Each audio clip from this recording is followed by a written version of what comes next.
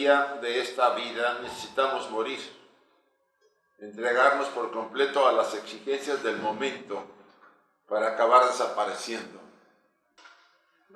A cada experiencia que vivimos es entregarnos a la experiencia y al final no aferrarnos a ella, eso es desaparecer. Vivirla plenamente. Aunque sea mala. Aunque sea mala. Desaparecer como el actor que genera las culpas por acciones del dolor y sufrimiento en la personalidad y en otros seres. Liberarnos de este lastre es la magia de la muerte.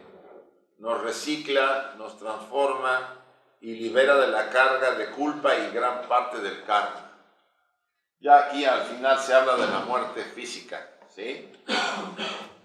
En realidad, si no de todo el karma, una gran parte de la muerte nos libera en los estados post-mortem.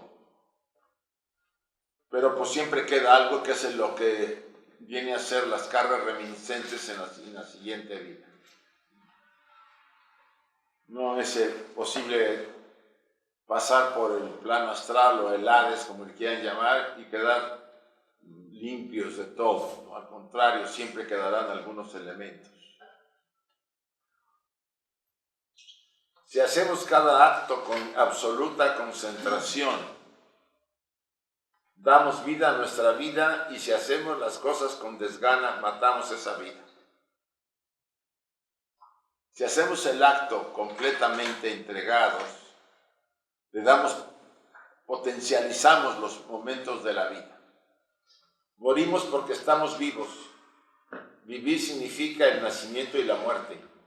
La evidencia de que hemos vivido es el hecho de que morimos. ¿Sí? La evidencia de que hemos vivido es el hecho de que morimos. Si ustedes viven una experiencia muy intensa y termina, sin aferrarnos, estamos muriendo verdaderamente a esa experiencia. Y seguimos adelante sin la carga. Pero aferrarnos puede generar culpa. Es que no hice lo que debía haber hecho, es que pude haber hecho esto y no. O sea, el caso muy común cuando se muere una persona y los hijos dicen, no, es que si hubiéramos llevado a nuestra madre a tal lugar, a lo mejor estaría viva. No, es que si le hubiéramos evitado que saliera y no se mojara, pues a lo mejor está. Toda esa culpabilidad que le viene a los familiares después de la muerte de algún ser querido cercano, tiene que ver mucho con el no. Irremediablemente la muerte es el dejar ir sin aferrarnos. Si yo me aferro al ser querido, por ejemplo a la madre, que es una de las cosas que más pueden de muchos, me vendrá la culpabilidad por no haber estado más con ella, no haber compartido con ella más experiencias, porque yo tenía mi mundo y pues por supuesto pasaba mucho tiempo con mi familia, ¿no? Entonces esa culpabilidad es una forma no estamos encontrando la experiencia positiva a esa etapa de nuestra vida que se va. No podemos negar que nos sentiremos mal, emocionalmente echaremos de menos al familiar que se fue, pero no nos sentiremos culpables a donde podamos. Este es un punto que sí es necesario analizar. Y si hay culpabilidad, porque pues a lo mejor lo dejamos de ver, no estuvimos con nuestro padre, muy frecuente uno de mis hermanos se quejaba de que nuestro padre murió cuando él estaba afuera, como echándonos en cara a mi otro hermano y a mí, que porque él se murió antes de que él llegara, como si la muerte se pudiera detener y esperar a que llegaras tú para morir, ¿no? Entonces, y él sentía culpabilidad, y mi otro hermano por no haberlo estado con mi padre. Esas culpabilidades que aparentemente son muy comunes, porque mucha gente lo siente o sentimos, ¿no? Porque si yo hubiera esto, yo hubiera hecho, yo hubiera asado. probablemente se reducen con el tiempo, pero es necesario abordarlo abiertamente. Yo hice lo que pude, o sea, lo que estamos hablando en una tabla, ¿qué pude haber hecho? Quizá mi deber era estar más tiempo, pero no quise estar en mi trabajo, mi familia, etc. ¿Qué podía hacer? Pues visitarlo quizá 1 o 2 veces a la semana. Es mucho mejor ser honesto en ese sentido. El problema es el mismo para todos. Cómo vivir la vida con plenitud mientras estamos vivos y cómo morir con seguridad en el momento de la muerte, sin ansiedad ni otras emociones perturbadoras. Al final, la calidad de nuestra muerte, así como la calidad de nuestra vida, dependerá de tener una personalidad desenfrenada que crea sufrimiento o una personalidad equilibrada que crea serenidad. El morir es una de las experiencias más transformadoras, poderosas y espiritualmente enriquecedoras. Las sociedades y la cultura han generado alrededor de, vamos a celebrar Día de los Muertos, ¿no? Se ha generado en muchos pueblos mucho terror y miedo a esta experiencia. En otros no, lo celebran, lo festejan, le rinde culto a los que se han ido. Eso en América Latina es más frecuente. O sea, hacen una fiesta para recordar al ser querido que se fue. Vamos a decir que con menos culpa y menos miedos ante la situación de ese ser querido que a lo mejor debió haber recibido más cariño nuestro según nuestra propia percepción y no se la dimos. O al contrario, me aferré tanto que al final me sentí abandonado. En ambos casos, el sentimiento de inseguridad y miedo y culpa pues puede presentarse. Durante los últimos días y últimos momentos, nuestra vida intelectual y sensorial y los sentimientos más fuertes se convertirán en el creador de nuestras bendiciones o nuestro infortunio. O sea, los últimos momentos tienen que ver mucho con lo intelectual y lo sensorial, lo emocional. O sea, todo lo más intenso va a imponerse. Y de ahí dice, el creador de nuestras bendiciones, que sería una serena y tranquila manera de irnos, o un infortunio al luchar con la muerte porque le temo, porque me da miedo, ¿no? Como esta mujer de Barcelona que sabía bastante sobre el tema de la muerte, pero le aterrorizaba. Y alguien me dijo, probablemente porque ha hecho cosas en la vida y no quiere, sabe que las tiene que enfrentar. Quizá el miedo a vernos envueltos en ese proceso, ¿no?, de experiencias a veces no muy recomendables, porque pues hicimos de las nuestras. Y ya no es el temor a morir, es el temor a que quedo liberado del peso de la carne, del cuerpo, y me quedo expuesto a fuerzas que no puedo controlar, como es la ley kármica, que me arrastra como una hoja en el otoño es llevada, ¿no?, por el viento. Es una analogía que pone, creo que el Buda, o en alguna parte de ahí de la sociedad, del material teosófico. O sea, después de la muerte somos arrastrados por fuerzas que nosotros activamos en vida, pero que no tenemos control después de morir. Quisiera comentarles algo. Supónganse cualquiera de nosotros. Aquí el sujeto tenía culpa fuerte de algunas cosas. Cuando se recupera en el otro plano, estamos en el plano C, ¿sí? él tendrá una serie de experiencias. Dentro del cerebro del difunto hay áreas, ¿no? Dentro de su cerebro, su mundo personal, su trabajo, experiencias de culpa por no haber hecho o por haber hecho, etc. Aquí hay imágenes de las experiencias. Cuando viene la muerte, estas imágenes toman ¿qué? Toman forma. Y aparecen como un sueño al difunto. Este era un hermano al que yo no pude resolver un odio muy fuerte. Me fui con esa culpabilidad de no haber estado en paz. Mientras estamos vivos, eso está en un apartado y lo puedo reprimir para no acordarme. Cuando viene la muerte, en este caso, la entidad, el alma, si quieren verlo así, de repente ve a su hermano y ese hermano, o una forma de su hermano que lo ataca. Porque la energía de odio y rencor se revierte contra el soñante, contra el que ha acabado de morir, como en los sueños. Esta forma no es real, es un Maya Virupa, es una forma creada por nuestra mente. Pero tiene las características de mi hermano.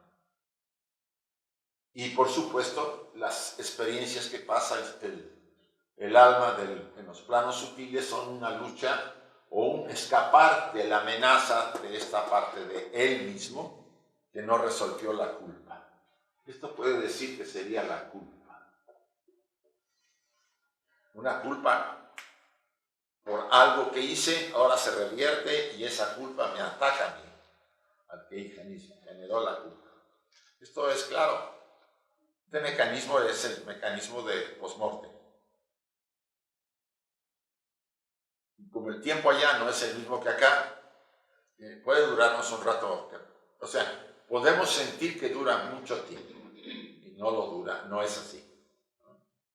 Es como en los sueños que ya hemos hablado. Un sueño, yo puedo hacer muchas cosas en el sueño, viajar, regresar, subir, y me parece que han pasado horas o días. Y cuando despierto pasaron media hora, 15 minutos, ¿no?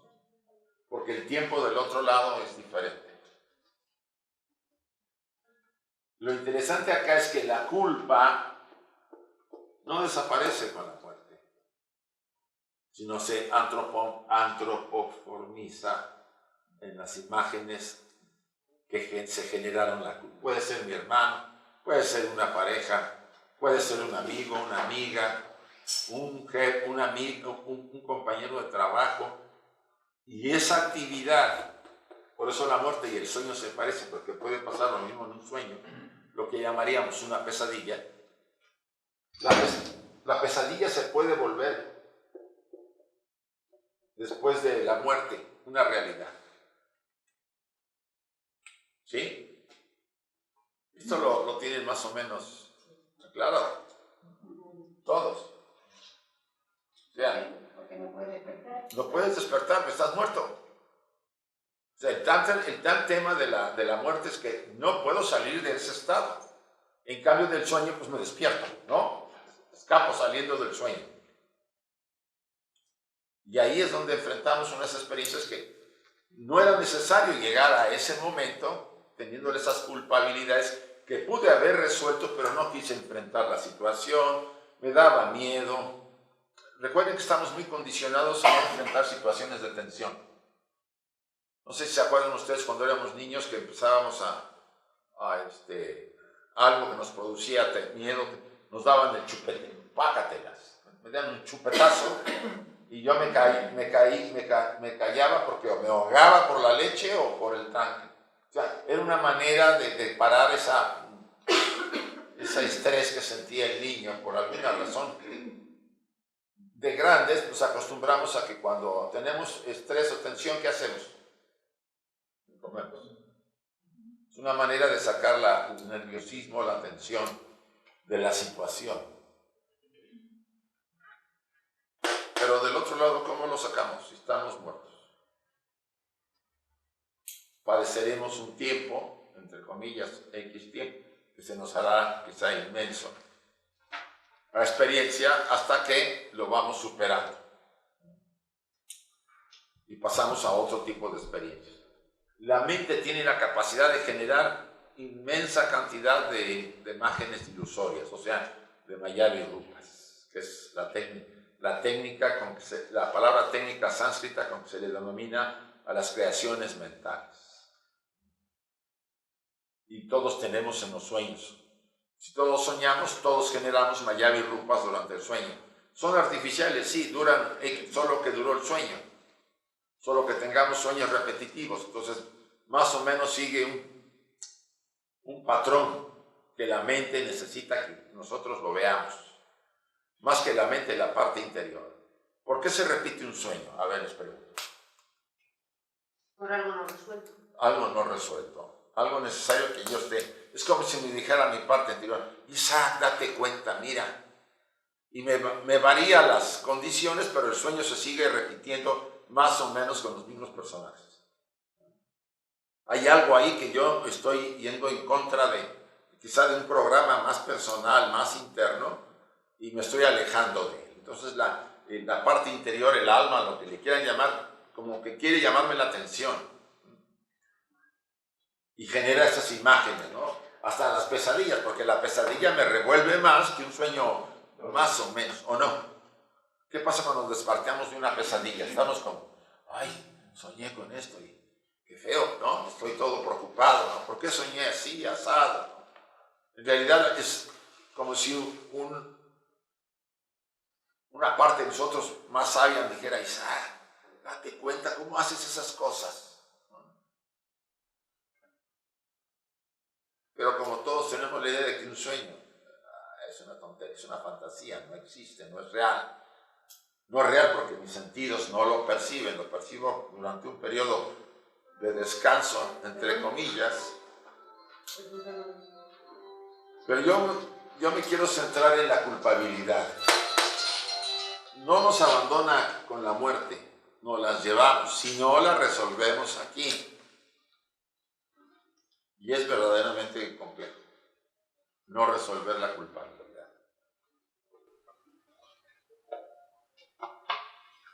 Yo me pregunto, Isa, si esto ocurre así, ¿no? Después de la muerte, estas emociones que tenemos, digamos, que es una energía que se tiene que perder, ¿no? Esa es la idea, ¿no? Para seguir el proceso después. Eso realmente ahí no aprendes nada. Pregunto, porque el tema, porque ya está. Después de la muerte no hay aprendizaje. Por eso te pregunto, porque realmente, ¿por qué se está dando ese proceso? Si a lo mejor tenemos que volver a otra vida, y realmente en otra vida es cuando tenemos que volver, digamos, por la lección que hemos aprendido. Sí. Lo que pasa es que si yo tengo durante este proceso de muerte muchas cosas pendientes, ¿no? Que están ahí alrededor mío, dentro del recuerdo de la muerte, ve que vamos recordando todas las escenas de la vida, vamos a pensar que hay tres muy impactantes y dos tienen que ver con la culpabilidad.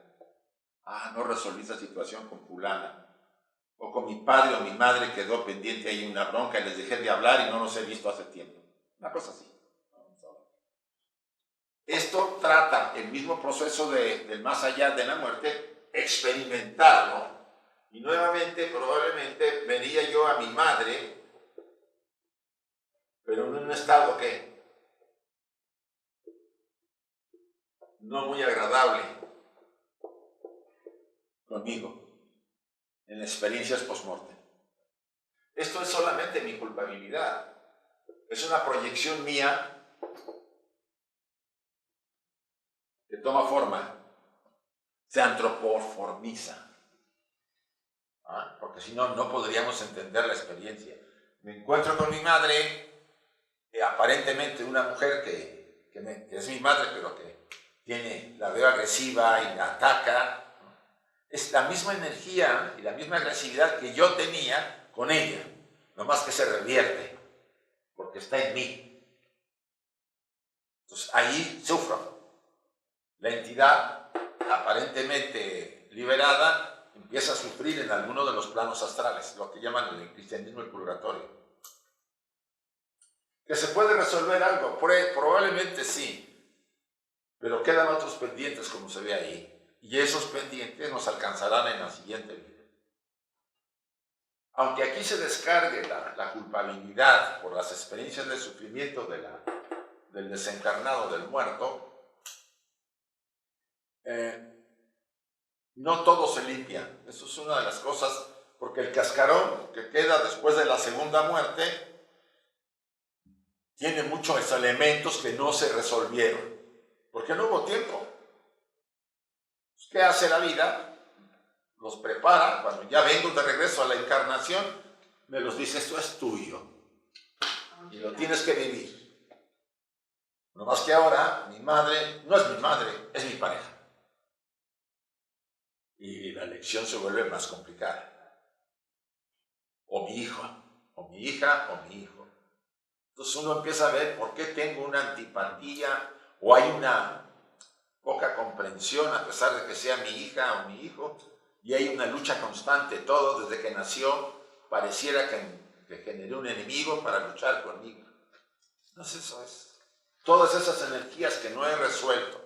Es una versión de Blavatsky y el material de los libros de los sueños y de los comentarios de 1889, pero por favor no se la trague, estudien y investiguen, ¿no? Sería lo más sano. Sí. Entonces, digamos que para salir de esa rueda tiene que ser en una vida que tú llegues a trascender eso. Por ejemplo, como está diciendo usted de la búsqueda. Sí. El otro día estuve leyendo sobre el samadhi, que es como lo de la liberación. Sí.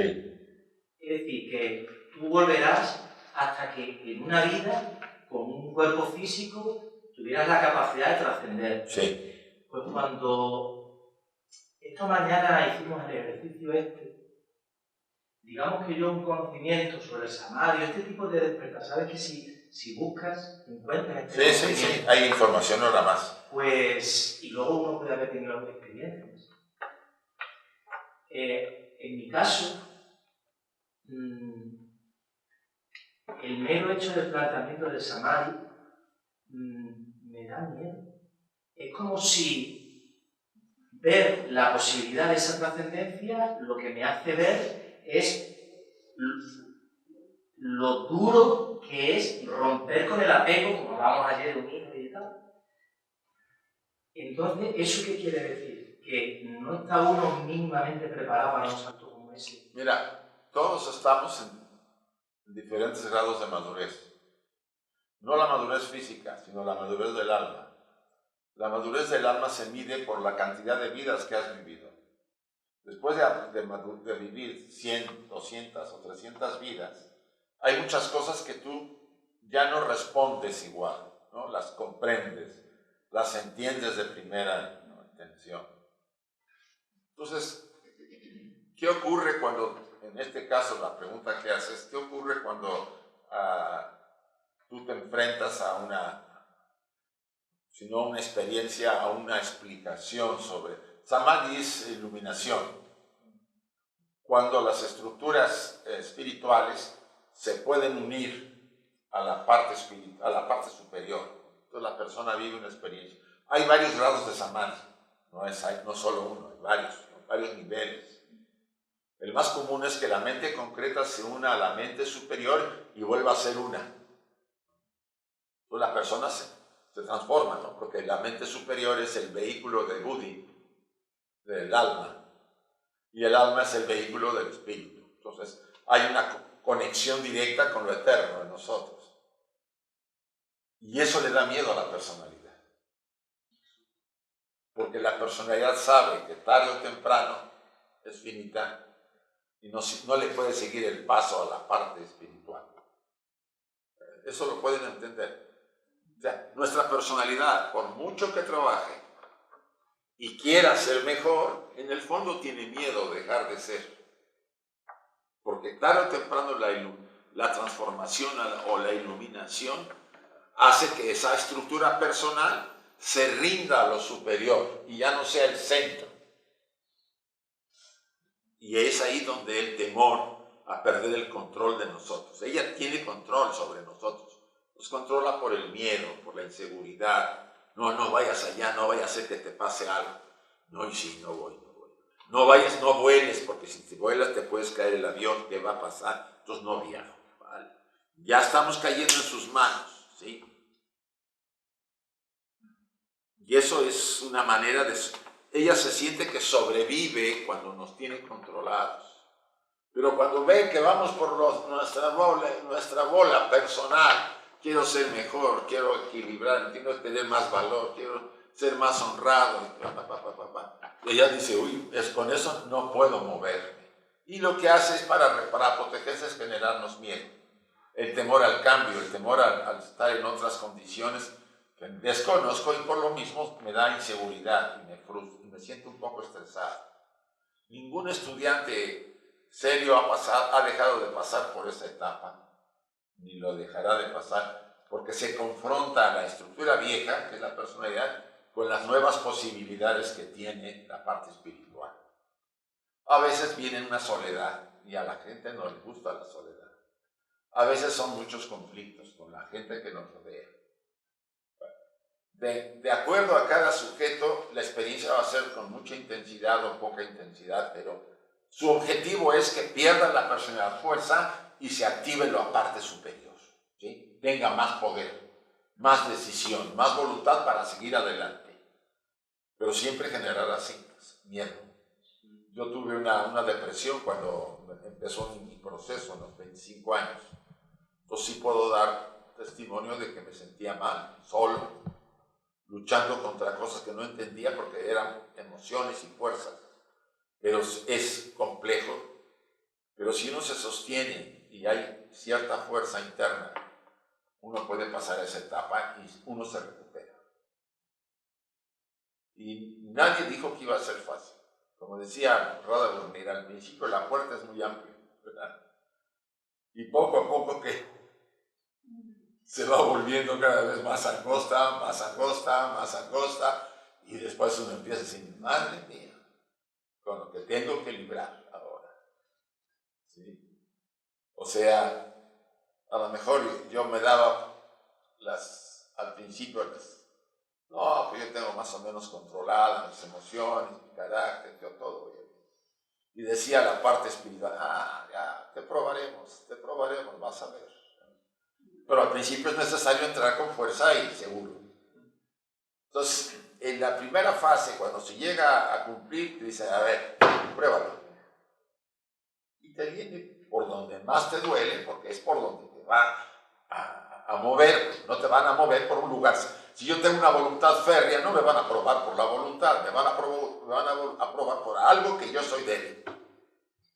Y de repente aflora y dices, pues no soy lo que yo pensaba, me siento frustrado, hasta quiero abandonar lo que estoy haciendo, es muy complicado, mejor, como me decía mi amigo, mejor la siguiente vida, ahorita voy ahí calmadamente, no quiero problemas. Bueno, cada quien escoge. Pero la idea es que si yo me mantengo firme, lo más probable es que yo salga adelante de esa prueba.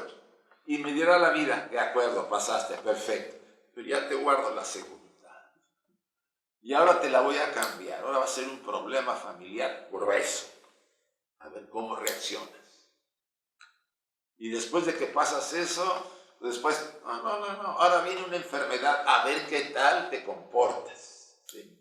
O de algún ser querido que tú amas mucho, a ver cómo reaccionas. O si es muy fuerte, lo vas a perder.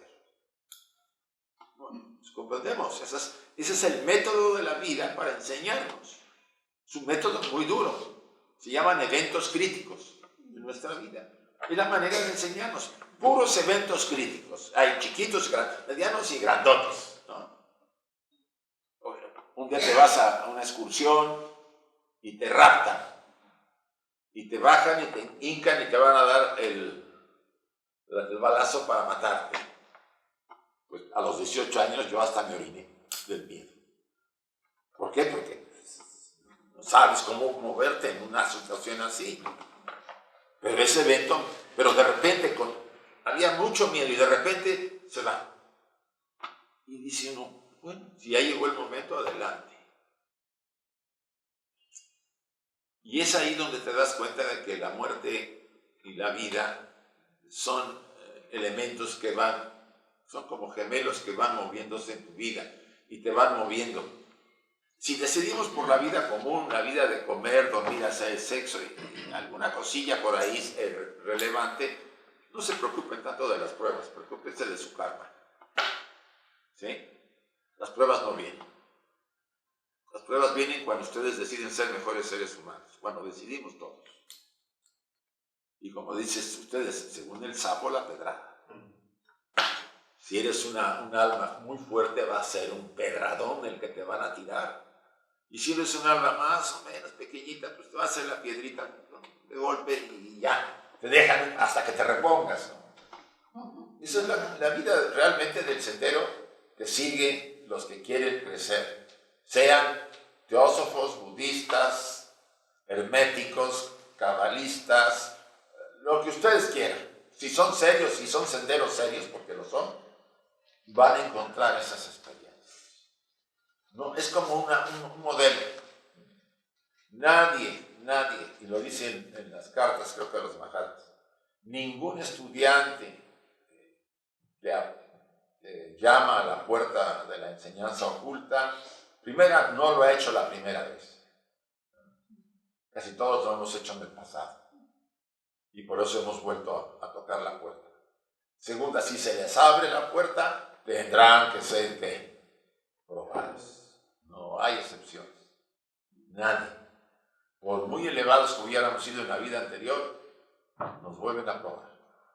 Y así, una tras otra, hasta que viene un periodo de serenidad y paz. ¿No? Se calma la cosa, porque ya hay suficientes elementos para mostrar que esa alma está fuerte para soportar lo que le vendrá después. Sí. Tú estás hablando, a mí me han pasado la vida cosas muy fuertes, pero yo no he notado, o no soy consciente de que haya crecido. Mira. Yo no me noto nada.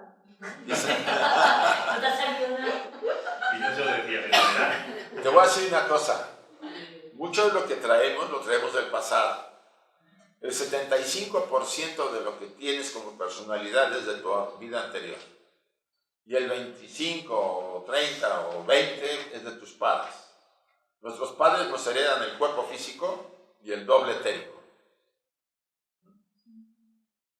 Y lo demás viene de la vida anterior.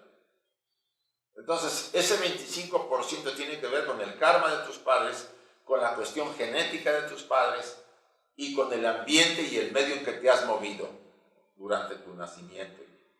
Puedes llegar a tener experiencias muy duras. Lo que hace es liberarte de la carga del pasado. O sea, suponte que pues, fuimos a lo mejor verdugos, porque así de Cleopatras y Napoleones no me veo. Fuimos verdugos o ladrones o de esos soldados que andaban ofreciendo sus servicios con los señores feudales, pues hacían una matachinga en un pueblo porque no les pagaban. Tú avanza sobre ese pueblo, roba lo que quieras y esa es tu paga. Hacíamos de ese tipo de cosas. La experiencia viene después en esta vida, y vivo cosas muy duras. Pero yo digo, pues yo no he cambiado tanto como para esto. Probablemente no lo notas, pero hay liberación de esas cargas que a lo mejor si no se liberaban, podían en un momento dado de nuestro proceso generarnos una enfermedad muy grave. Entonces,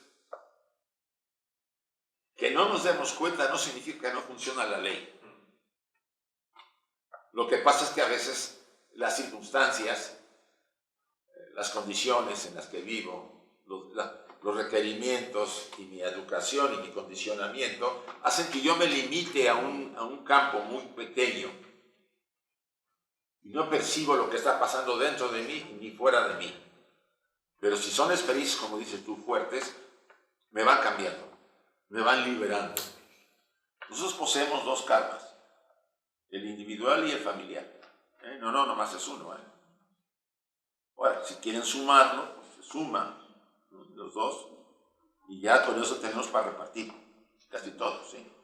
Puede ser que yo sea un santurrón individualmente, pero mi familia, difícil que como santurrón nazca en una familia compleja, pero podría nacer, porque nunca se sabe. Entonces ahora el karma no es tanto lo mío, sino de la familia donde nací. Y a cargar, porque hay familias donde, por ejemplo, ha habido mucho abuso. ¿Sí? Por generaciones se ha abusado de los miembros de la familia. Y se va heredando esa bola de karma hasta llegar a la generación que estamos todos. Entonces de repente que abusa mi jefe de mí, abusan mis compañeros, abusan en mi casa. Y dices tú, bueno, ¿esto está de moda o qué? Que me abusen de mí. ¿Por qué? Tiene que ver mucho con esa carga. Y si yo soy el más fuerte de mi círculo familiar, sobre de mí se me van las cosas. Se puede pensar que puede llegar a ser más débil, ¿no? Sí. Debe ser sobre el más fuerte. Que pueda soportar. El chivo, le llamamos el chivo expiatorio familiar, donde se le carga encima todo ese peso del pasado y por supuesto la tiene negra porque tiene que lidiar con muchas energías y fuerzas y además tiene en contra la familia porque también despide esa sensación de rechazo, que él es la víctima propiciatoria, no sé si podamos. Las víctimas propiciatorias liberan a las familias, a las comunidades. Bueno, si queríamos usar un ejemplo, Jesús el Cristo era una víctima propiciatoria, ¿sí? Como se le pintó, cargando pues todo el tema de la humanidad, ¿no? Y él se ofrenda en la mesa de las ofrendas como víctima o como ofrenda para liberar, ¿sí? Entonces, uno nunca ve muy claro eso porque estamos inmersos en un mundo en que no quiere que lo veamos. ¿Ustedes creen que, salvo si fuéramos muy desarrollados, la mayor parte de nosotros pasamos desapercibiendo, no vemos muy claro todo ese tipo de cosas? Culpamos a otros, los vemos de una manera, es más, tenemos hasta cierto rechazo a la gente, a la víctima propiciatoria porque despide un rechazo. Pero sin esa, imagínense ustedes la historia del Maestro Jesús sin el Judas, sin Judas. ¿Se la imaginan? Quiten a Judas Iscariote, el que lo traiciona. ¿Cómo hubiera sido el final? No me digan que otro. Él es el personaje principal. Aunque hay un evangelio que dice que no era como se le pintaba y que fue un arreglo entre Judas y Jesús para que él fuera el que lo acusara para propiciar todo. Pero quiten a Judas, ¿qué pasaría? No habría la víctima propiciatoria, no se resolvería y probablemente la religión cristiana no tendría la fuerza que después tuvo. La fuerza tan negativa. Sí, o sea, viéndolo así, como una parte sin entrar en detalles. Todos en ese sentido estamos muy ligados a un sacrificio, ¿no?, de las personalidades para ayudar a la parte superior. O sea, seamos honestos, nosotros somos ¿qué? Vivimos experiencias para que el de arriba se beneficie. Seamos honestos, es así. Ustedes y yo somos como los trabajadores de los jefes, en que estamos sometidos a fuerzas que nos ha tocado, pero que ellos son los que están recogiendo las experiencias. Digo, eso me conviene, eso también, eso también. Y al final se deshacen de nosotros. Nos despiden, bueno, se acabó el tema. Y dos cosas aisladas de poca importancia, pero por si acaso, luego pienso. Una, respecto de los karmas, tú has insistido, o has dicho que dos karmas, el personal y el familiar. A veces cuando se habla del karma se ponen más, el nacional. Supongo que es porque si mencionas ahora esos porque son más potentes, porque Sí, son más diluidos. más directos. El karma, por ejemplo, de la gente de Cáceres existe, y tiene que ver con todo ese pasado que se tiene, de esos señores feudales, de las matachingas que hacían, de las cosas que hacían. Esa carga la tiene la gente que vive acá. Yo me he envuelto en karma español por haber vivido acá. O sea que traigo mi carnita mexicano que tiene lo suyo y lo mezclé con el español. Que también tiene lo suyo. Que también tiene lo suyo, ¿no? Claro, somos bastante buenos. Por eso hay que explotar esa caballo. Por eso hay que dinamitar ese caballo que está por ahí, en esa fuente. El caballo cada vez que viene desaparece. Sí. Ese caballo desaparece. Lo que quiero decir es que somos y tenemos el karma de la humanidad, como decía el doctor Jung. Antes de la Segunda Guerra Mundial, él decía, el karma de Europa es muy fuerte, esto no se ha acabado, aquí va a pasar algo más. Y vino la Segunda Guerra. Antes de la guerra, de que Hitler ya estuviera en el poder, estaba empezando a hacer sus discursitos ahí en Múnich, en esa cervecería, cuando él hace esos comentarios en el año creo que 31 o 32, 1932 o 31. Ya andaba haciendo pero no estaba nada concreto del nacionalsocialismo. Y él dice, va a pasar algo muy grave. Él tuvo un sueño en el año 1916 donde veía que Europa era invadida por ríos de sangre. Dice, algo pasará. O sea, y además del karma de aquí de Cáceres, pues el karma de España, que también está lo suyo. Y así vamos elevándonos y al final la karma de la humanidad. Y eso, porque karma es acción. ¿Ustedes creen que lo que pasa en Ucrania no nos está afectando nuestro karma? No. Para bien o para mal, nos está influyendo. Y simplemente, aunque no lo veamos indirectamente la economía estamos padeciendo problemas de tipo económico porque a eso está afectando todo. Como la pandemia, ¿no? Pero como no lo veamos y lo vemos muy claramente. Pero no, que lo vemos pero no lo vemos. No sé si te parece que es así. Nos damos cuenta de que hay algo que es común a todos, pero normalmente lo evadimos porque no podemos vivir con tanta carga. A ver, los efectos son palpables. Okay. La cosa es que a las causas, los efectos son palpables, son medibles, son... Sí, ahorita el villano es Putin, no digo que no lo sea, pero él es el responsable porque quiere volver a apoderarse de los países que se separaron, lo que ustedes quieran, pero nos está afectando y nos está involucrando, porque España está mandando armas, pero no, estamos por dentro, y eso hace que o sea, de repente se abre un abanico que no sabemos qué puede pasar. La pandemia apenas acaba de pasar, bueno, parece que ya se está yendo. Yo diría que vamos a tener que vivir con ella siempre, como una gripe muy fuerte, que nos va a estar ahí de repente trayéndonos una sorpresa. Pero el medio, el entorno, la contaminación, el cambio climático, pues chicos, como que abrimos de repente la caja de Pandora y ahora no sabemos qué hacer con tantas variables alrededor. Hay muchas. ¿Sí? Pues, ¿qué nos queda ante todo eso?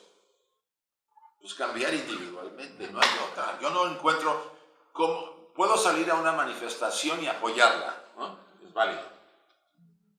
Pero eso no cambia las cosas como de golpe quisiera, ¿no?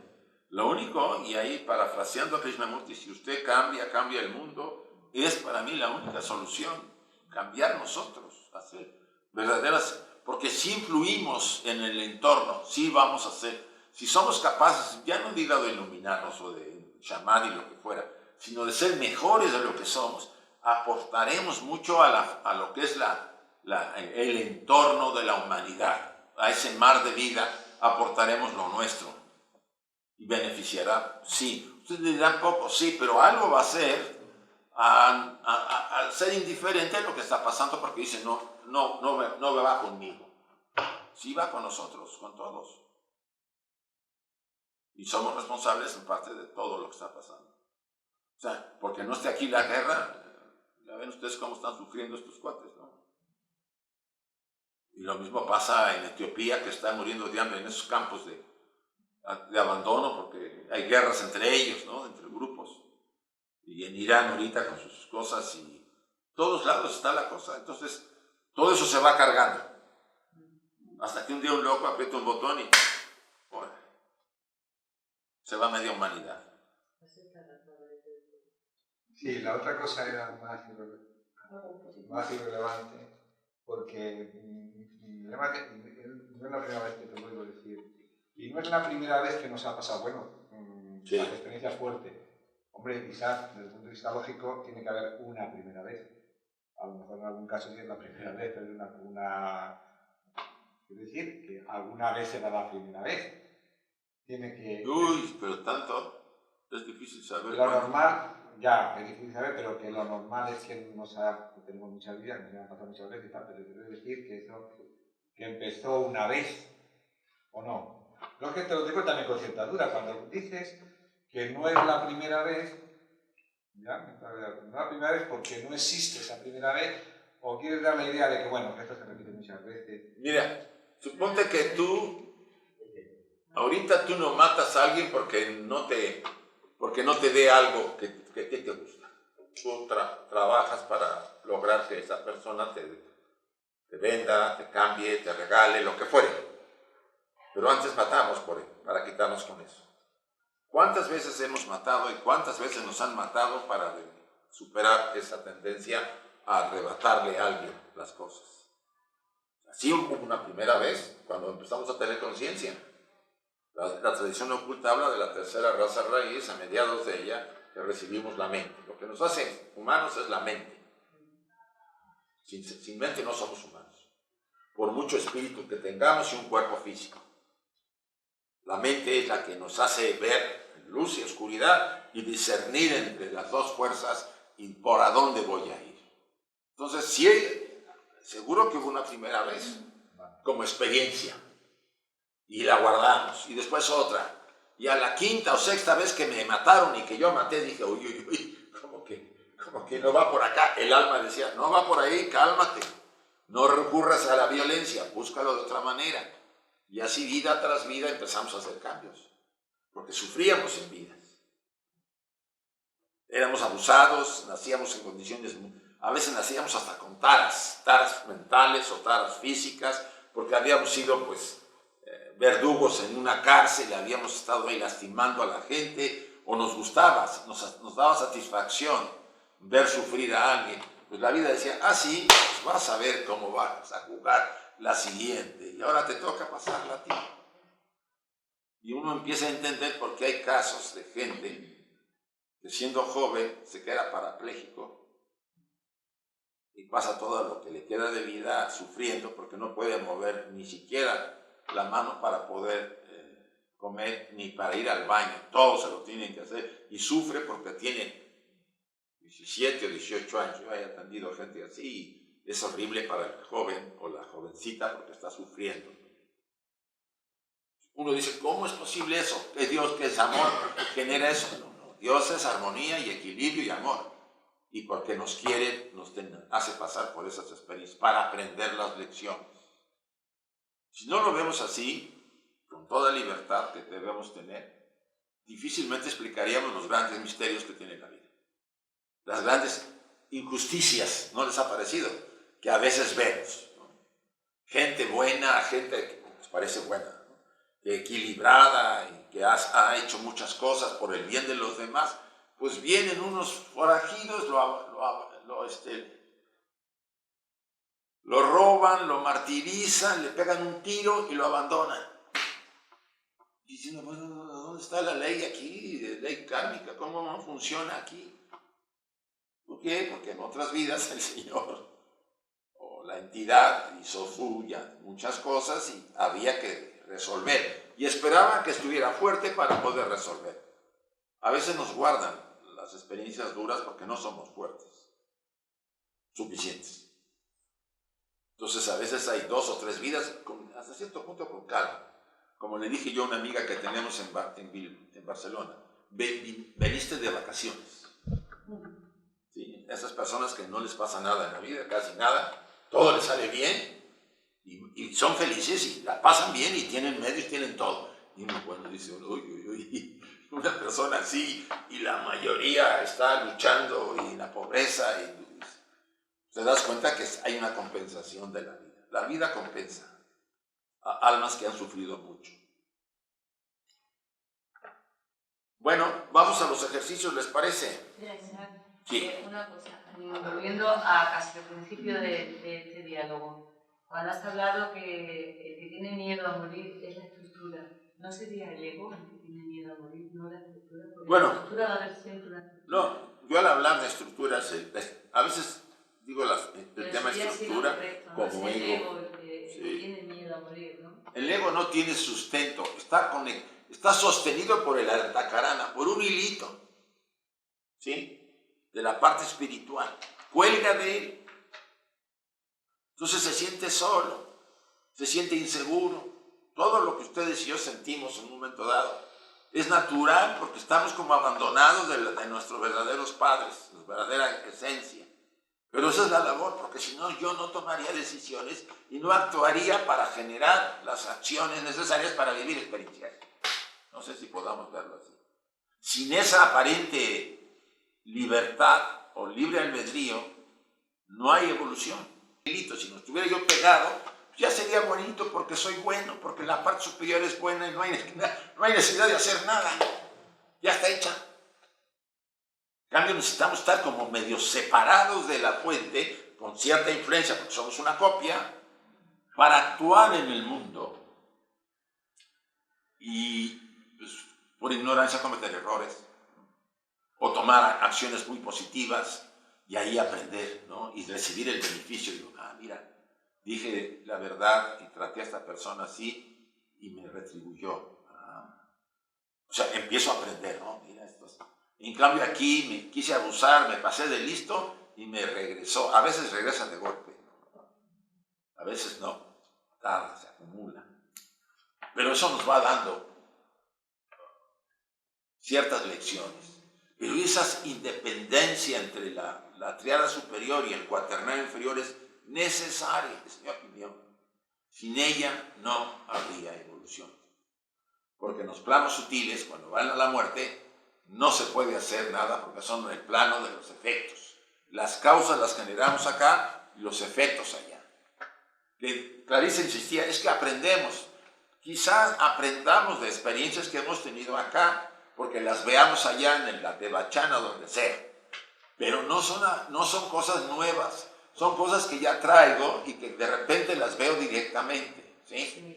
Las asimilo, o sea, ya las cultivé. Supónganse que nos gustaba tocar un instrumento toda la vida y pues no teníamos recursos y no teníamos ni para pagar a alguien que me enseñara y yo era torpe, ¿no? Pero siempre estaba yo. En el Devachan tocaré ahí la mandolina, lo que sea, y tomaré conciencia. ¿Y qué hace la vida? Vuelves con la habilidad, te la ganaste. No es que haya aprendido, o sea, haya desarrollado. Lo vi de golpe, lo cultivé aquí y el efecto está ahí. Por eso cuando alguien tiene, yo tengo, bueno, siempre hemos hablado de que todos tenemos ciertas deshabilidades, ¿no? La carencia, por ejemplo, a mí en el caso de los idiomas me cuesta mucho. Pues es muy probable que pasé varias vidas sin querer aprender otro idioma, nada más el que me gustaba. Me negué a aprender más porque decía, con esto es suficiente, es como el inglés, ¿no? Los americanos no quieren aprender otro idioma porque pues, el inglés habla en todo el mundo. Sí. Los americanos van a todos lados y en todos lados les hablan. En cambio vas como español, bueno, ya el castellano, el español se está hablando en muchos lugares. Pero si te vas como vasco y estás duro como un vasco, pues chiflas en la loma como los catalanes. Pues no te hablan en ningún lugar, salvo en los lugares específicos. Bueno, en México hay mucho vasco, pero no hablan vasco, no hablan euskera, hablan español. Entonces, todo eso tiene que ver con si cultivé o no cultivé, hice un esfuerzo. Por eso nada, la verdad es que dice, nada de lo que usted haga se pierde, nada, todo queda. Y su esfuerzo va a dar frutos, pero quizá no en esta vida. ¿Por qué? Porque no se dan las condiciones, ¿sí? Sí, pero también hay un elemento que me parece muy importante, ¿no? Cuando hace ya un rato se hablaba de, bueno, quizás en la próxima vida, eso es muy fácil de decirlo, porque primero, ¿cuántas vidas he pasado para llegar a este punto? Sí, cierto. ¿Cuántas vidas? Porque no sabemos. O sea, como dices, todos hemos sido Cleopatra, o Marco Aurelio, o Napoleón, o vete por saber quién, ¿no? Pero sabemos cómo hemos estado en la última más reciente, que aunque sea muy parecida a esta, pero Es una hipótesis, pero lo que es peor todavía, lo que también es una incógnita todavía es mayor. Es decir, si pasamos por alto ciertas oportunidades que son adquisiciones de nuestra alma, ¿cómo podemos estar seguros? Si pasamos por alto, porque es que la dejamos pasar, o porque estamos en nuestro derecho y estamos muy a gustito ahí en el sofá, ¿no? Por ejemplo, ¿cómo sabemos que en la siguiente vamos a tener la opción? Porque podemos pensar que regresaremos, pero la cuestión no es que vayamos a regresar, sino en qué condiciones vamos a regresar. Porque podemos estar respirando, podemos estar vivos, pero podemos no ser conscientes de dónde estamos. Por muchas cuestiones de salud física o psíquica. Podemos vivir, pero no saber dónde estamos. O sea, yo veo niños de 3 años que su vida prácticamente va a pasar en torno a ciertas cosas, pero no va a percibir las cosas que hay, aunque el alma sí, ¿no? Pero físicamente no puede interaccionar con el mundo. Entonces, si dejamos pasar la oportunidad de lo que quiera que tengamos que hacer en este momento, ¿cómo estamos seguros de que la siguiente vamos a estar? Porque aunque el budista diga, bueno, esto podemos hacer en forma animal, eso, como decía también Isa, eso es una mala interpretación, ¿no? Pero sí que podemos hacer con algún tipo de circunstancias que nos impida hacer lo que tenemos que hacer. Entonces, yo creo que es de vital importancia hacer aquí y ahora, cuando hablamos de eso, algo que haya que hacer, ¿no? O lo que tengamos que resolver. Usted dice que en la enseñanza, que en la vida anterior morimos y somos casi el hijo de este.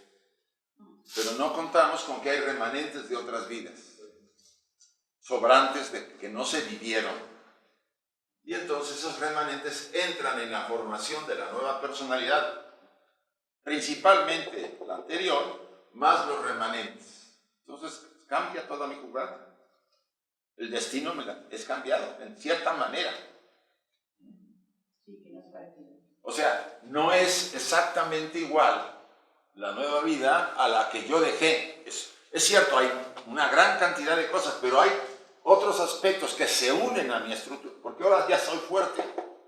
Antes a lo mejor no se unió porque eran elementos muy rudos, de otras vidas muy complejas. En cambio ahora, además que nazco como mujer, no como hombre, porque necesito vivir la experiencia femenina para completar mi androginia. El alma es andrógina, de acuerdo a la enseñanza. Entonces, este sujeto, hombre o mujer, es más fuerte que el anterior porque fue capaz de que la vida le dijera, los remanentes de 2 vidas que no habías vivido, ahora sí vas a aguantarlos. Y sí, te va a ir a lo mejor como en China, duro, pero eres fuerte para hacerlo. Y te liberas para las siguientes oportunidades. De ahí que el gran misterio de la ley de los señores del karma y los que dirigen todo este tema, de que nosotros vemos todo en una circunstancia muy limitada cuando esto se mide por vidas, ¿no? Por largos periodos de existencia. Y es cuando nosotros perdemos la audición. No, es que me está tocando una cosa muy dura, como mujer el mundo es machista, pero soporto presiones, pruebas y todo. Y digo, bueno, seré mujer, pero aguanto más que los hombres. ¿No? Muchos hombres no aguantarían la mitad de las experiencias que he vivido como mujer, por decir algo, ¿no? Hay mujeres que la han visto en él. Y eso me da la suficiente capacidad para crear energías para la siguiente oportunidad con mucha fuerza y para vivir más liberada de los remanentes que vienen del pasado. ¿Sí? Podemos tener una vida anterior muy dura y en esta pues está calmada hasta cierto punto. Y uno no puede creer, ¿no? A ver, porque recuerden, cada muerte prematura nos libera de karma. Si yo tenía un programa de 70 años, por ejemplo, ¿no? Mi alma me tenía programado una serie de experiencias durante 70 años, pero por razones kármicas muero a los 25 en un accidente, gran parte de ese karma que yo cargaba, que yo traía y que se iba a ir desenvolviendo durante los 70 años en varias, porque recuerden que vivimos varias etapas, varios ciclos. Y hay experiencias que en un ciclo se dieron, pero en otras no. Son más calmadas. No sé si ustedes se acuerdan hasta los primeros años del niño, ¿no? Del bebé y del niño, ¿no? La etapa de los 5, 7, 9 años. Pues fue una etapa a lo mejor en algunos casos muy calmada, o con bajos recursos, o con muchas necesidades. Pero de repente cambia y ahora la juventud es más holgada, más libre, vamos a llamarlo así. Pero de repente cambia otra vez. O sea, las fases de la vida, y eso es una opinión personal, como que repetimos las razas o vidas que hemos tenido en el pasado en forma sintética. Y esta mujer es más fuerte que la anterior, porque es capaz de soportar los remanentes y salir adelante. Aquí lo que se trata es no frustrarnos, sino no darnos por vencidos. Puede pasar lo que sea, pero jamás darnos por vencidos. Seguir adelante. A lo mejor no como esperábamos, pero seguir, no darnos por vencidos. De ahí que el resolver, por ejemplo, temas como la culpabilidad, pues me libera a mí en la siguiente. Sea quien vaya a ser, vendrá más libre, ella o él. Menos cargas y menos relación kármicas para nacer otra vez en ese entorno donde estaban esos personajes en los que yo durante la vida anterior tuve conflictos muy fuertes, pero vino la muerte, me sorprendió y no pude resolver nada. Aquí esta chica va a tener que nacer en condiciones en que estarán cercanos a esos personajes, porque quedaron lecciones pendientes con ellos. Y espero que no, y esperemos que no sean familiares, porque es lo más difícil. No me puedo escapar. De una madre, de un padre y de un hermano es muy difícil escapar, como experiencia. De un amigo, pues sí, bueno, a lo mejor le dejo de ver, punto. Pero la enseñanza en ese sentido no es inflexible ni es definitiva. Esto se presta a investigarlo y a considerarlo personal. ¿Será que no sería que lo que se hereda de sí mismo es la capacidad de resolver conflictos? O sea, de las culpas que nos liberemos en esta encarnación nos liberamos. ¿Y qué era esa habilidad? Hay un aprendizaje. Sí, y una habilidad. Claro, porque tú a veces dices, y yo no tengo esa habilidad para poder resolver esto. Lo veo, pero no tengo esa habilidad. No puede ser que con todo este proceso de aprendizaje lo que adquirimos es esa habilidad. Sí. Mira, porque va a venir la siguiente vida va a traer nuevos obstáculos, nuevas dificultades y cada vez más. Sí. Pero como nosotros ya hemos empezado a usar el instrumento para poder resolverlo. El tema es que los escándalos son los escándalos, las tendencias las traeremos, no podemos evitarlas. Sí, yo tenía una tendencia a robar y era un ladroncillo con cierto éxito, me agarraron pocas veces. ¿Ustedes creen que no lo heredamos? Si gracias a esa experiencia yo viví bien, holgadamente. La tendencia se hereda a tomar. Es cierto que todos hemos tenido tendencias de pequeños a tomar cosas que no son nuestras, porque en el proceso de aprendizaje a veces se da, no digo que en todos los casos, pero en muchos casos, ¿no? El niño toma cosas y miente para decir que no lo hizo. En las primeras fases ya de despertar después de los 7 años, casi siempre es niño, no es bebé. Hasta que el bien y el mal lo vamos teniendo más o menos claro, ¿no? Porque de ahí es donde está el tema. Y no lo llegamos a tener tan claro sino hasta la pubertad, donde la mente se establece correctamente en el ser humano. Mientras, pues, no me dieron. Yo, en la iglesia, yo cuando recogía la ofrenda, y cuando veía yo los billetazos de grandes, yo decía, este es para Miguelito. Como yo recogía y contaba, pues era juez y jurado, o sea, juez y parte, pues yo reportaba, no más esto. Tenía yo 6, 7 años. Y sí, daba yo mis golpecillos por ahí, de repente. La cuenta Beni. Dale, esto como disfrutar. Ahora no se lo hereda, viajes de onda, padre vivo. No niego que lo hice, ¿para qué me voy a dar golpes de santo? Pero fue una etapa, de repente se desapareció. No, después lo hacía, pero me llevaba, pero ya no era un robo, era como en los aviones, ¿se acuerdan que daban perfumes? Róbale, me lo llevaba. O los cubiertos metálicos, porque antes Lufthansa y Panamérica andaban, también barría yo. Pero después dije, ¿qué hago con tantas cucharas, tenedores? Luego no como en casa. Mi padre me decía, ¿y ahora qué? Con todos esos cubiertos que traes, ¿para qué? Ya tenemos. Y Pero dije, la cosa... yo dije, ¿qué estás haciendo, Isaac, con esas tonterías? Sí. Vamos a traer... O una cosa que te nace y te dice, pues déjalo, lo dejas. Pero fue una fase, no puedo negarla. ¿Qué pasó? Pero yo creo que a todos nos ha pasado lo mismo. Yo he tenido, no sé cómo hubiera sido. Bueno, tanto, hubo una fase que estuviste porque eso es... Mira, que me casé. te digo, ustedes saben que el planeta pasa por diferentes fases. ¿Sí? Le llamamos rondas. Deben pasar 7 rondas. Y hay 7 razas las que se dan en cada ronda. ¿Sí?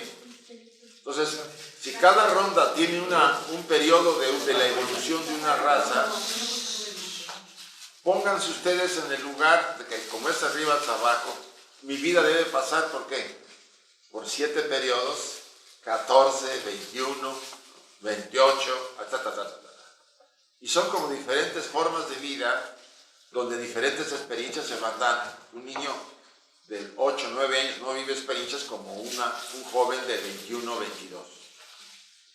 Encaramos la vida de otra manera, y eso nos hace, pues de alguna manera, redimirnos de experiencias de muchos tipos. Entonces, ¿qué nos hace ver esto? Recapitulando, que elementos como la culpabilidad no dejan nada, salvo que yo no lo vea, como comentaba José y Raquel, como un instrumento para superarlo y conocerme. Lo único que va a hacer es convertirme o volverme, quedar como petrificado en una condición que me va a estar lastrando y desintegrando como ser humano, me va a estar lastimando. Y voy a estar probablemente quejándome y sintiendo miedos e inseguridades. Yo aquí en el ejercicio de las hojas, de las columnas, estaba yo reflexionando ahorita las 3 listas para vivir alejados de la culpa. La lista de quiero, la lista de puedo y la aceptar la realidad. Puede ser que aceptar la realidad no sea la mejor, pero es la que tenemos. Quisiera que ustedes la meditaran un poco más. O sea, este ejercicio lo podemos hacer mañana en la mañana reflexionando ustedes sobre esta lista. Aunque hayan puesto solamente una culpa, ¿sí? Que tengan, ahorita tengo la culpa de esto, ¿no? Por ejemplo, me siento culpable porque hice esto. Tengo remordimientos, también se pone, ¿no? Y cualquier otra cosa que ustedes quieran anotar siguiendo la hoja número 3 que tienen todos, ¿verdad? Supongo. La medita y mañana, durante la mañana, veríamos nuevamente este ejercicio y lo trabajaríamos. ¿Qué es realmente lo que puedo y qué es la realidad en mis condiciones actuales? Nada de elaborar cosas raras que no vamos a cumplir. ¿Y cómo voy a poder hacerlo si realmente soy decidido? O sea, todo eso vamos a trabajarlo en grupo para confrontarnos si lo puedo realizar. Hagan ahí ese trabajo con más reflexión. Porque ahorita podríamos ir rápido y a lo mejor anotamos cualquier cosa. Sí. ¿Sí les parece? Sí, mejor. Y me gustaría que fuéramos a la página, todas tienen la página 3. Sí. Ahora vamos a repartir la 4. Aquí está. Hay un cuestionario, que ya alguna vez quizás lo pudimos haber hecho en alguno de los temas de la muerte en el pasado. Nos habla de la experiencia de qué espero con la muerte, ¿no? ¿Cómo van las preguntas? Más o menos, a ver. Dice, para evitarlo, esto tiene que ver con la parte final de la página 3, dice, no aferrarnos a lo que surja, no hacer conceptos de ello, no aceptaron ni rechazaron, sino lograr control sobre la propia mente. Esa separación entre la persona y lo que surge en la mente y la dualidad que se genera aumentará espectacularmente después de la muerte. O sea, a todo aquello que nos aferremos en vida, como la culpa, entre varias cosas, cuando venga la muerte se va a intensificar espectacularmente, ¿no? Se va a volver algo demasiado. ¿No se han tenido ustedes alguna pesadilla emocional? Donde las emociones son muy poderosas, ¿no les ha pasado? Y nos dice, ¿cómo es posible que siento tanto aquí, que no se siente aquí, en este plano, como se siente en el sueño? Muy fuerte. Esa emoción es la intensificación de aquellos aspectos para que el soñador, que es el que está de ahí de testigo, se dé cuenta fuertemente de aquella emoción que está generándose. Pues en el plano astral pasa eso. Si nos vamos con esa emoción de culpabilidad, se intensifica y verdaderamente nos absorbe, porque ahí no tenemos la capacidad de decir, la voy a bajar, la voy a elevar. No hay voluntad para controlar. Recuérdenlo, no podemos controlar.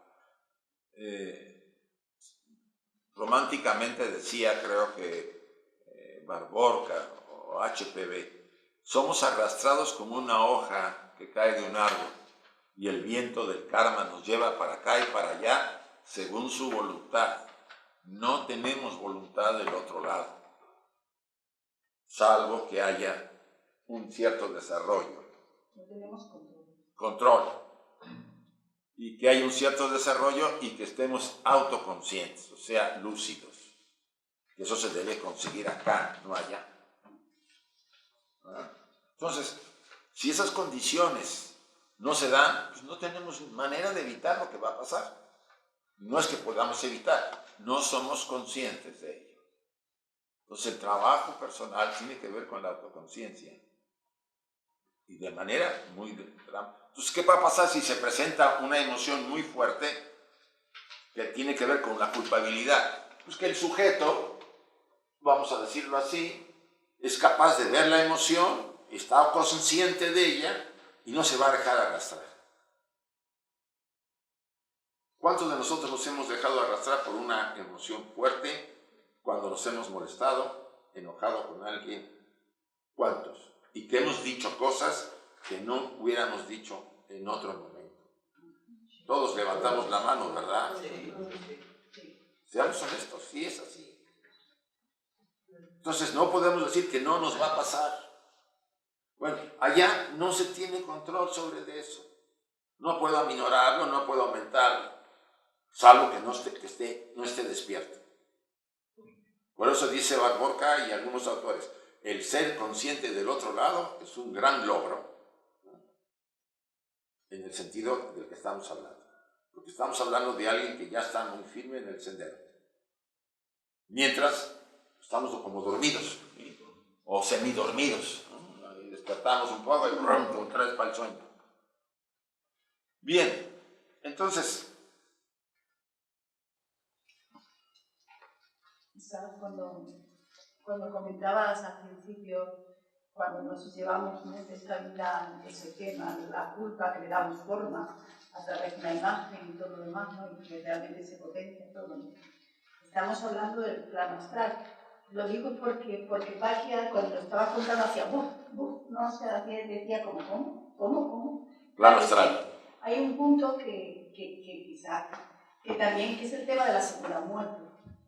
Es importantísimo también. A ver. Y donde hay exactamente, para que te des cuenta que es solo una parte de ese proceso y que realmente todo lo que hagamos aquí, solucionemos aquí, digamos, lo quitamos en el plano astral, que no es realmente donde nos vamos a quedar. Es un proceso.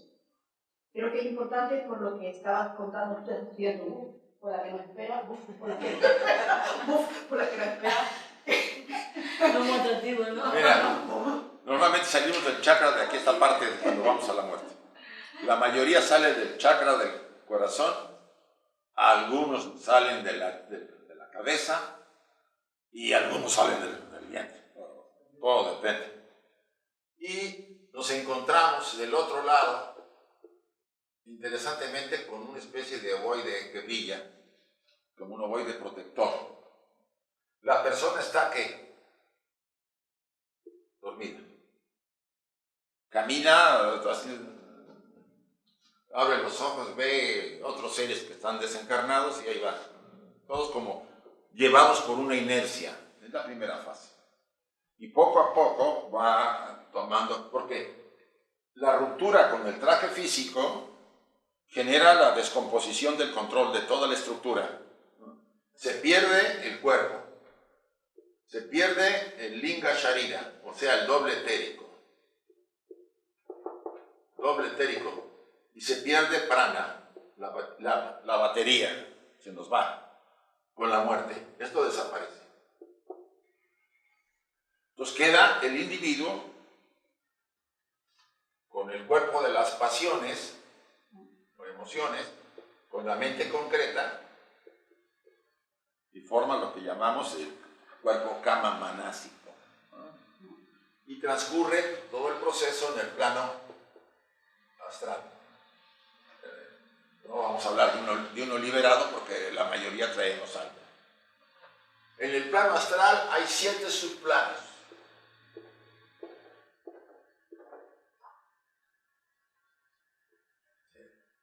Y todos vibran de lo más denso a lo que, a lo más sutil en los de arriba. El séptimo es el más sutil y está mezclado con el plano mental. ¿Ah? Este señor vibra de 0 a 10. ¿Dónde se pondrían ustedes? 10 es muy sutil, 0 es muy denso. Vale, 5. Este señor vibra con una vibración general de 5. Vamos a hablar que entra al cuarto nivel, ¿sí? Con buenas ganas, ¿no? O sea, es atraído a la vibración del plano, del subplano del astral, del cuarto subplano del astral, que es un estado de conciencia. Y ahí se encuentran otros como yo, vibrando esa frecuencia. Un 5 que tiene tanto luz como oscuridad, pues probablemente no sea tan fácil el lugar. Y ahí permanecería un tiempo X, que me va a hacer una especie de, como dicen los cristianos, ¿no? Una especie de purgatorio, me va a purgar. Vamos a decirlo así. Pero la purga tiene que ver con experiencias, ¿sí? O sea, lo dibujan mejor los egipcios en sus estados de conciencia post-mortem. Habla de unos caminos donde hay seres que me quieren robar, hay serpientes, animales. Eso es la purga, simbólicamente para ellos. Hay que aumentar la montaña. Nunca ver que en un sitio, ¿verdad? Sí, hay que subirlo un poco, ¿no? Bueno, supónganse que acá se agota el tiempo, porque ahí todo se agota, y viene lo que llamamos normalmente la segunda muerte, que ocurre en el sexto subplano, la segunda muerte. Eso significaría que... Significaría que el sujeto, cualquiera de nosotros, tiene un cascarón bastante interesante, se enfrenta al aspecto, a la triada superior, ¿no? al aspecto espiritual, a el alma y a la mente, con la mente superior. ¿Sí? Se sienten, tratan de atraerlo a lo que es la mente del cascarón o del kamamanas. Aquí hay mente concreta y emociones. Y la parte espiritual quiere quedarse con lo mejor de la mente de nosotros, la que cultivamos en este plano. ¿Pero eso sabe todavía quién es? Todavía, no, depende. Hay algunos despiertos y hay algunos... Ustedes cuando vean la segunda muerte la pueden ver de varias formas, entre ellas la lucha contra alguien. Si prevalece más en nosotros la mente materialista, envidiosa, egoísta, vamos a ver a la parte espiritual como un enemigo. Si prevalece, como dice, una vibración de 7, 6, por ahí, pues no va a ser un enemigo, es alguien que me quiere ayudar, pero que yo no sé cómo acercarme, porque me da miedo. Y sí, el miedo se refiere a que parte de la mente, lo mejor de mí, se va a ir allá. Y lo que queda le llamamos cascarón, llamado cascarón astral. Esa segunda muerte tiene lo suyo, porque si yo realmente me dediqué en vida a ser mejor ser humano y a trabajar por los demás, pues el cascarón se queda casi sin mente, le queda muy poquito. Y la identidad de Isaac se va a la parte espiritual. Isaac sabe qué es esto, cuando entra el Devachán, o paraíso si quieren ver. Porque si no, dice Blavatsky, usted no se va a identificar en el Devachán. Si ha prevalecido más la materialidad en el plano. Nadie tiene seguro el Devachán, simbólicamente. Aunque dice por ahí, todos tienen su compensación, sí, pero yo tengo mis dudas. O lo que hizo mal, vamos a llamarlo. O sea, ese karma, ese que conforma el cascarón, porque no es suficiente el tiempo que pasamos en el astral para desbaratar todo el karma. Entonces, ¿qué pasa? Queda como un residuo. Y cuando venimos de viaje otra vez a encarnar, esto se adhiere, porque somos sus creadores en la vida anterior, y modifica nuestro destino. Entonces eso significaría que no es que lo que yo estoy viviendo ahora no sea de esa vida que he tenido anterior, puede ser de otras muchas más. Por eso dije que hay remanentes. Si tu remanente, suponte que un remanente, te digo, a lo mejor la anterior fuiste una campesina, vale, perfecto. Pero también en esta vida. Pero 3 vidas anteriores anduviste ahí ofreciéndote en los castillos feudales como ¿cómo llamaban esos a los que les pagaban? Un mercenario. Yo iba con el mejor postor. Y muchas veces pues yo iba a un pueblo y asaltábamos el pueblo, violábamos, robábamos y nos llevábamos lo que podíamos como paga. Los señores feudales hacían eso. Pero en esta vida tú has nacido producto del anterior, con más bondad porque aprendiste cosas, te cambiaron las cosas, hiciste esfuerzo por ser mejor. Pero no te libra de esa vida, si no se resolvió toda, no te libra de los remanentes. Que puedes decir, mira, Tere está más fuerte acá, ahora sí aguanta. Entonces los remanentes se te acercan. La segunda muerte es muy importante, porque es donde ustedes y yo realmente es como el juicio final, ¿no? Donde ahí se decide nuestra siguiente encarnación, por lo menos nuestra estancia en el Devachán, que es un estado de conciencia. Y además, mucho de lo que será nuestra encarnación siguiente, ¿no? Y sin esa explicación de la segunda muerte no tiene sentido este tema. Además nos llevamos en esa segunda muerte todo lo mejor, las mejores cualidades que hemos tenido, que no todo es malo. No. Hasta el punto que el Devachán, que es llamado como el cielo, se suele hasta decir que es el premio a la personalidad. Sí, compensación. Un periodo de descanso. Y lo interesante de esto es que en ese proceso del plano astral, es decir,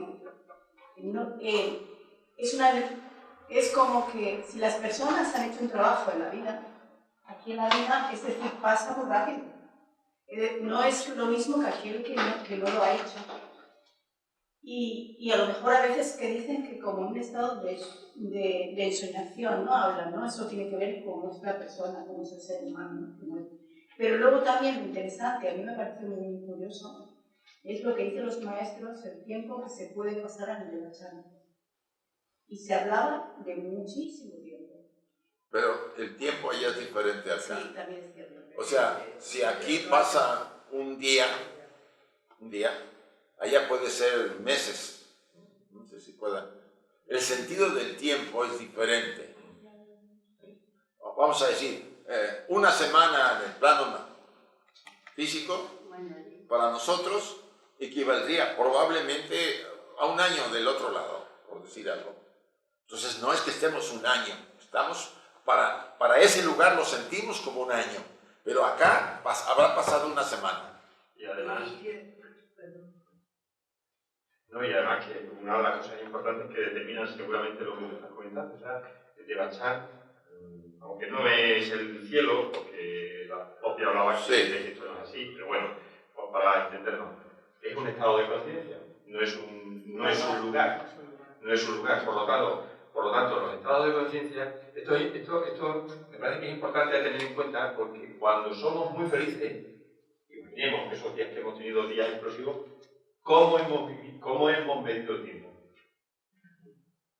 No hemos tenido conciencia del tiempo, simplemente hemos tenido conciencia de nuestro estado. Un estado impresionante, wow. Lo mismo que en el dolor, lo que pasa es que en el de Bachar estas cosas no ocurren. El dolor se alarga mucho. Claro. pero al ser un estado de conciencia, evidentemente, lo que dice Isaac, ¿cómo mides el tiempo? He estado 15 minutos siendo feliz. He estado 4 horas, media mañana.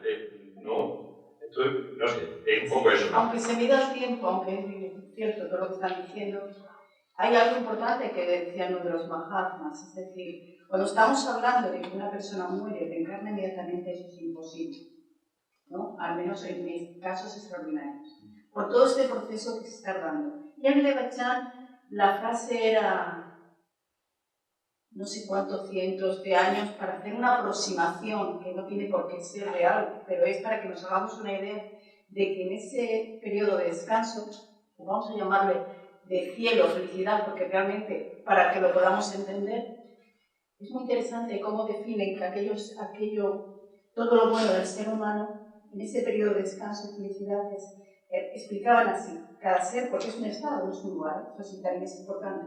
En ese estado, el ser que se ha ido sigue sintiendo que está viviendo con sus seres queridos, no puede echar en falta nada. Al contrario, todo lo que él deseaba en esta vida que no se cumplió allí, se cumple ahí. Es que hay que colocar todo como nos lo explican. ¿Para qué? Porque realmente se tiene que dar un proceso completo. Para luego después, cuando acaba ese estado, al final ese mismo alma tiene la necesidad de nacer de nuevo. Siente la necesidad. Y en ese sentir la necesidad vuelve y recoge todo lo que decía que otra vez.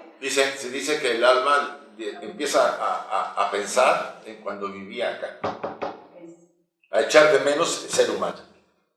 Y en ese momento es el final del Devachan o del paraíso, como le quieran llamar, y sale de ese estado y empieza su proceso de retorno a la vida, volviéndose a envolver con los vehículos, la materia atómica viviente, se empiezan a formar. O sea, lo que ustedes ahorita y yo tenemos como trajes emocionales, mentales, físicos, que los estamos influyendo en las vibraciones según vivimos, van a volver con nosotros en la siguiente vida para conformar el traje otra vez.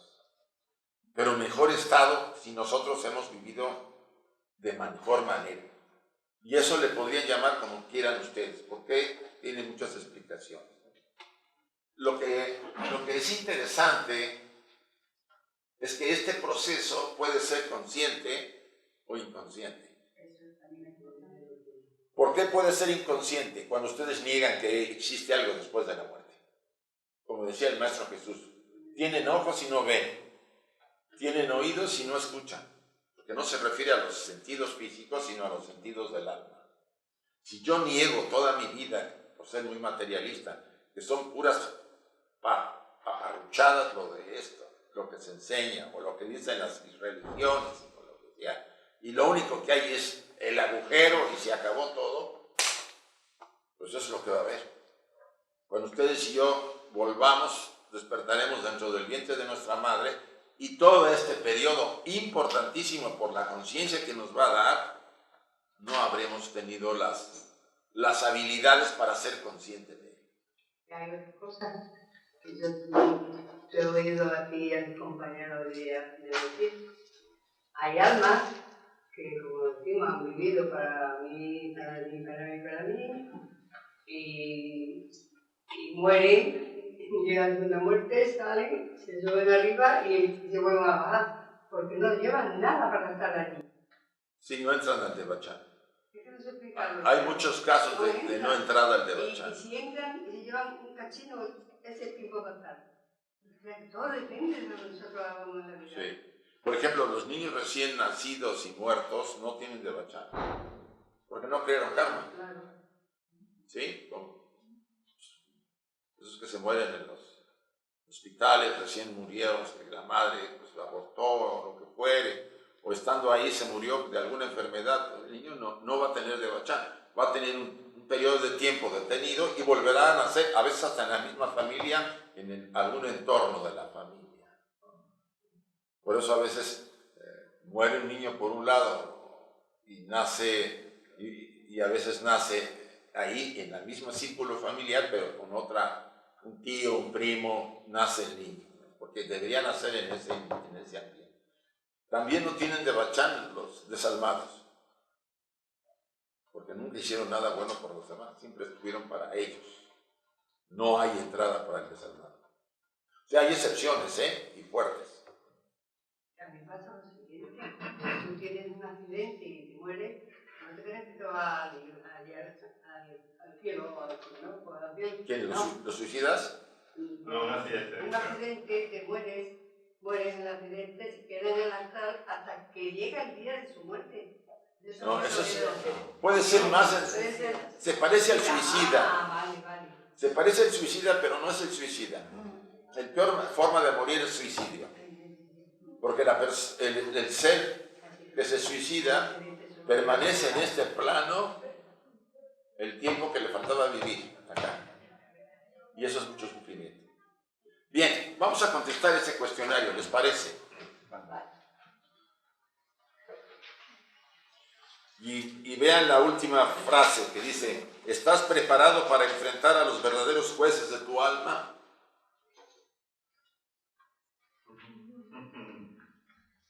¿Están preparados? Preparado, ya estoy disfrazado. Estamos empezando a significar. Me gustaría que lo trabajaran solo en grupo y alguien hiciera las preguntas y todos los demás van contestando y se van turnando las preguntas mejor. ¿Qué preguntas? ¿Es para ti la muerte una mudanza de lugar? Si te reunieras con familiares después de tu muerte, ¿te sería doloroso morir? Etcétera, etcétera. O sea, para ver, pero me gustaría que respondieran verbalmente, además de que ustedes lo hagan. Vale. Se reúnen en grupo, por ejemplo, José Luis pregunta la primera y los demás contestan, cada uno. Después pasa Tere y pregunta la segunda y los demás contestan. ¿Sí? Vale, vamos a hacerlo mejor en grupo, por favor.